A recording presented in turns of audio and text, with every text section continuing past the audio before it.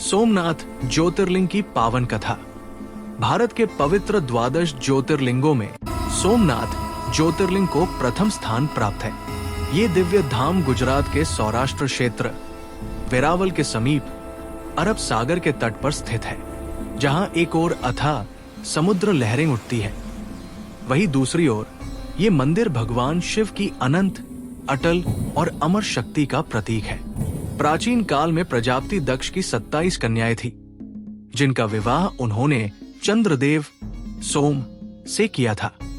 ये 27 कन्याएं ही आकाश की 27 नक्षत्रों के रूप में जानी जाती हैं।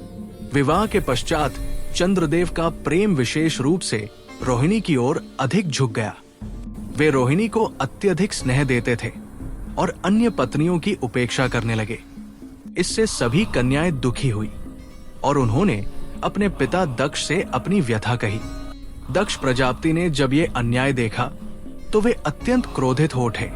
क्रोध में आकर उन्होंने चंद्रदेव को क्षय रोग का श्राप दे दिया। इस श्राप के प्रभाव से चंद्रदेव की कांति, तेज और सौंदर्य धीरे धीरे क्षीण होने लगा।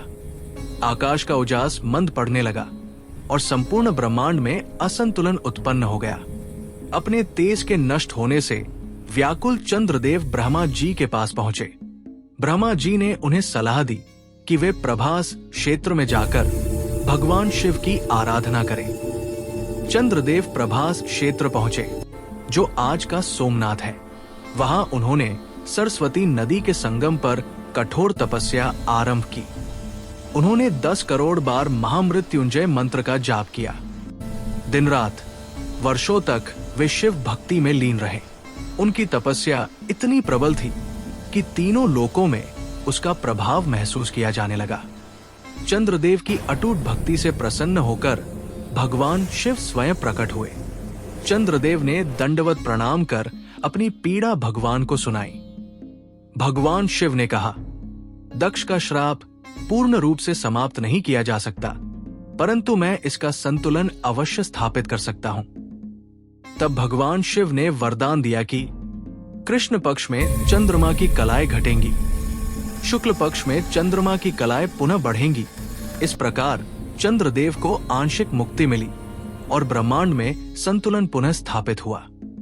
चंद्रदेव ने भगवान शिव से प्रार्थना की कि वे सदा इस पावन भूमि पर विराजमान रहें। चंद्रदेव की भक्ति से प्रसन्न होकर भगवान शिव माता पार्वती के साथ यहाँ ज्योतिर्लिंग रूप में स्थापित हो गए। चूंकि ये ज्योतिर्लिंग सोम चंद्रमा से जुड़ा है, इसलिए इसका नाम पड़ा सोमनाथ ज्योतिर्लिंग, अर्थात चंद्रमा के स्वामी भगवान शिव। पौराणिक मान्यताओं के अनुसार चंद्रदेव ने यहाँ स्वर्ण मंदिर बनवाया, रावण ने रजत चांदी का मंदिर, भगवान श्री कृष्ण ने चंदन की लकड़ी का मंदिर, राजा भीमदेव ने पत्थरों का भव्य मंदिर बनवाया। इतिहास में इस मंदिर पर कई बार आक्रमण हुए। महमूद गजनवी द्वारा अनेक बार मंदिर को तोड़ा गया, पर हर बार ये मंदिर फिर से खड़ा हुआ, ठीक वैसे ही जैसे भगवान शिव स्वयं अमर और अविनाशी।